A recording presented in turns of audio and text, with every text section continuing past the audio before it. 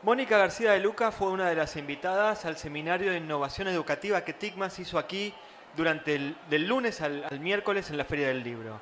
Pero nos quedamos con ganas de más. Mónica participó en un panel en donde se hablaba sobre la transformación educativa, los desafíos, y ahora le propusimos que ya que tenía un día más en la ciudad de Buenos Aires, en lugar de ir a recorrer y ver carteras y cueros y cosas y comer en algún lugar lindo, le dijimos, no, te vamos a tener un día más con nosotros. Pero además es un día, sabiendo que mañana tenés que estar sí o sí en México, después te voy a preguntar por qué mañana sí o sí tenés que estar en México, porque es buenísima la respuesta. Mónica es directora académica de la red de colegios Semper Altius y con ella vamos a hablar del nuevo modelo pedagógico que la red está poniendo adelante. Mónica, muchas gracias por quedarte un día más con nosotros. Muchísimas gracias por la invitación y mis alumnos que tienen clase hoy conmigo te lo van a agradecer más, ¿verdad? Bueno, les mandamos tarea para hacer. Muchas gracias por la invitación. ¿Cómo se desarrolla un modelo pedagógico sabiendo que hay que estar de acuerdo con el signo de los tiempos, la transformación educativa, la búsqueda de la integralidad del estudiante? ¿Qué miran ustedes para pensar ese modelo pedagógico? Me encanta la pregunta y más porque fueron años de reflexión. Nosotros pensamos que hay algo que permanece en la educación y pues porque al final es un proceso de persona a persona. Y de ahí sacamos, bueno, somos una institución que tiene más de 65 años de experiencia y veíamos, bueno, qué es lo que nos hace ser únicos o qué nos hace ser nosotros y no perdernos entre tantos. Y de ahí sacamos lo que es el modelo educativo, que el modelo educativo es lo que inspira, ahí vienen nuestros propósitos formativos y los principios educativos.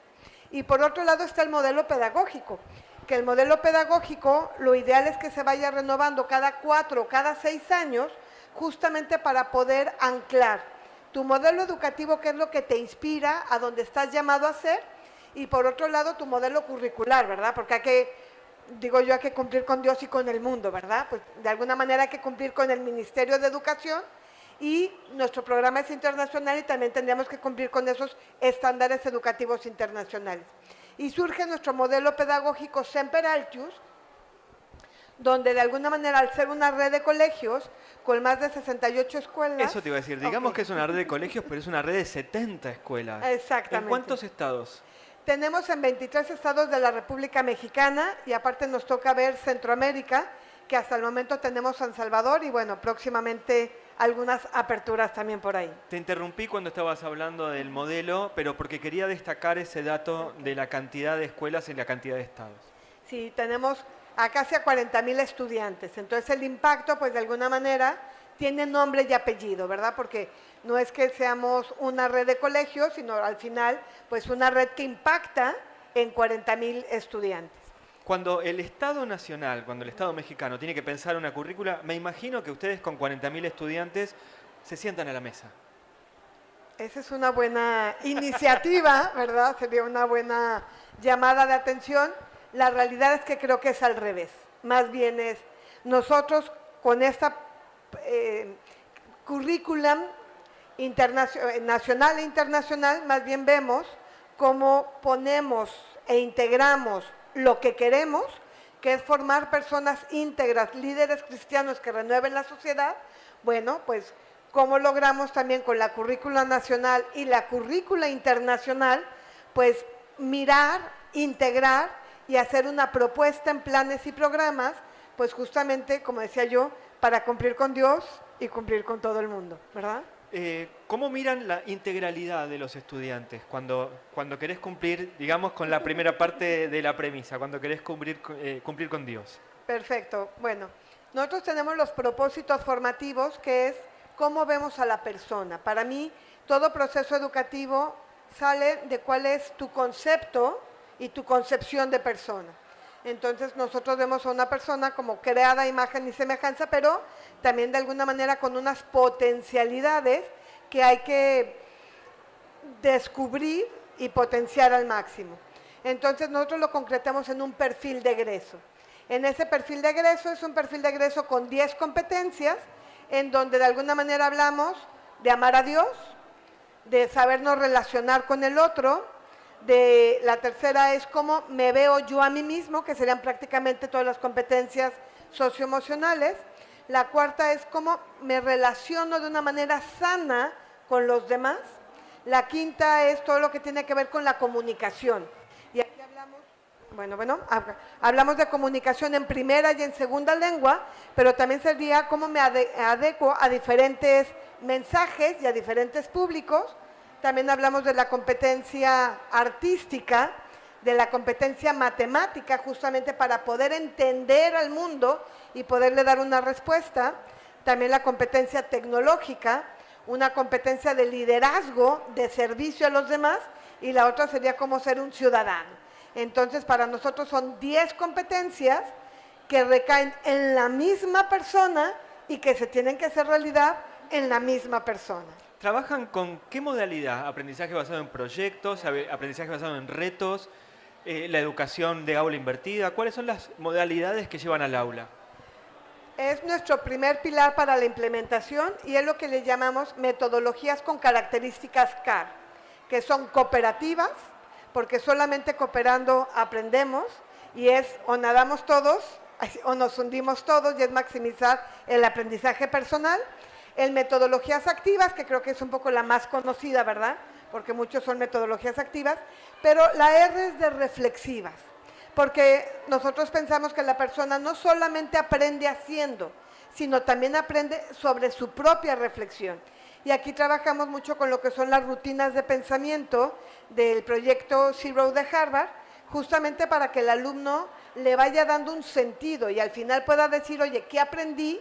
¿Por qué lo aprendí? ¿De quién lo aprendí? ¿Y para qué lo voy a utilizar?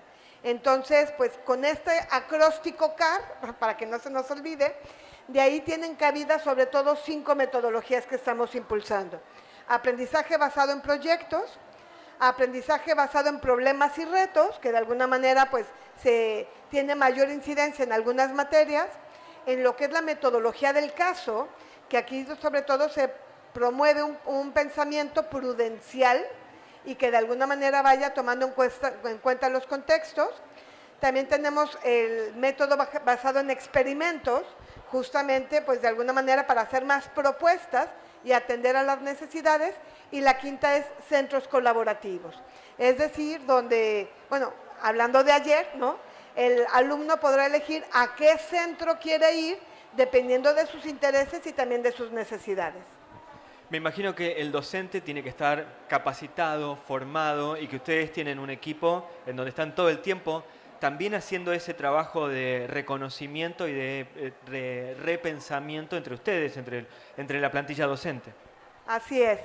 Y tenemos capacitación, que la que es propia la damos nosotros, pero también, por ejemplo, el aprendizaje basado en proyectos, pues hay muchos especialistas, entonces también ahí el colegio puede ver, pues si hay algún proveedor o alguna universidad que trabaje sobre esto y va dando capacitación.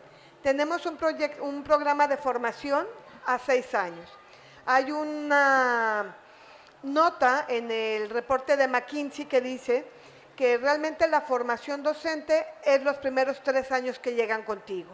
Si tú en los primeros 3 años que llegan contigo no logras hacer ese clic o que ellos logren hacer match también con tu propuesta educativa, pues la verdad es que prácticamente lo sufres todo lo demás que dure contigo.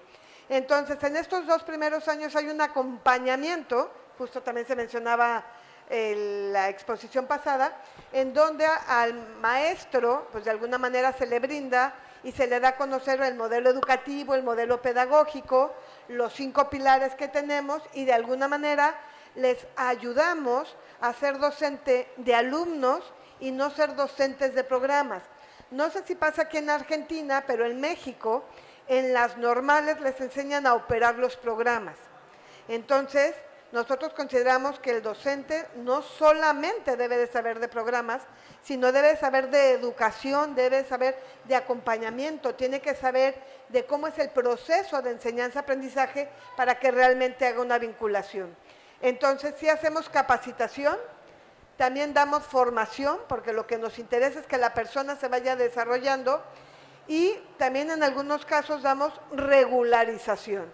Es decir, aquello que se debería de saber, pero que en algunas instancias, ahorita por como estamos teniendo a los egresados de las normales, pues cómo los podemos también acoger en esa red de colegios, pues justamente para sacar lo mejor de ellos. La red Semper Altius es una red que pertenece a la Congregación de los Legionarios. Tienen 70 escuelas, como decías antes, casi 70 escuelas. Quiero hacerte dos preguntas en base a esto.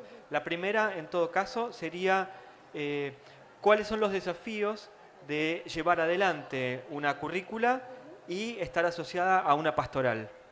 Excelente.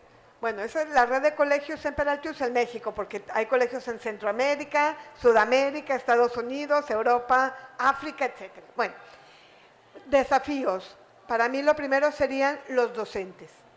Es decir, a veces le pedimos demasiado al docente, que sepa de su materia, que sepa de didáctica, que aparte sepa de tecnología, que sepa atender a los padres de familia, que aparte atienda socioemocionalmente al alumno, y pues es una persona, ¿no? Que es una persona que de alguna manera pues hay que arroparlo. Docentes.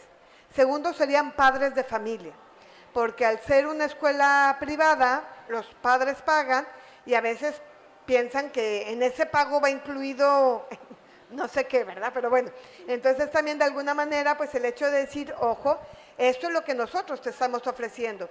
Por eso para nosotros el perfil de egreso es nuestra promesa de venta. Es decir, cómo te hago visible un servicio educativo, una interacción con tu hijo, pues es traducido en esto. Entonces sería docentes, padres de familia, y la tercera sería la comunidad educativa. ¿Por qué? Porque nosotros hemos visto que se ha comercializado la educación y eso es lo que nos parece, ¿no? Nos parece terrible, porque a veces pudiera parecer que un buen currículum es el que tiene más sellitos, ¿no? Acreditado por y avalado por, y pues no necesariamente, o sea, realmente para mí un buen currículum es aquel que comprende a tu hijo, lo conoce y le da las herramientas para que saquen lo mejor del mismo. Entonces esos serían los retos. Y la segunda pregunta, Patricio, se me olvidó, perdón. No, que no te la hice todavía, así que... Okay. Pero estás atenta, eso habla bien de la mesa por lo menos.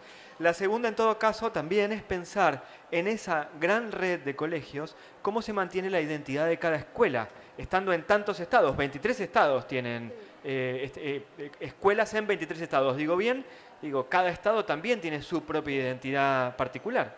Sí, eso es, creo que es un reto interno, porque cada estado tiene sus caraunadas, sus realidades, e inclusive tenemos estados en los que tenemos 5 o 7 colegios, y a veces tenemos colegios en la misma colonia, ¿no? Entonces es cómo ser parte de una red, pero al mismo tiempo cada uno cómo atiende sus necesidades.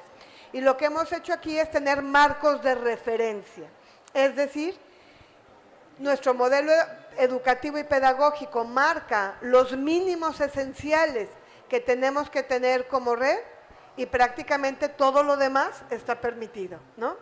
Entonces eso nos permite de alguna manera esa espiritualidad o esa mística, ojo, y también ese mismo rigor y excelencia académica, compartirla entre los colegios, pero al mismo tiempo el colegio también va siendo responsable de atender las necesidades que se va presentando en su colegio. Hay colegios con una matrícula de 1,500 o 1,600 alumnos, pero también tenemos colegios de 200, 250 alumnos. Entonces, pues también eso va cambiando.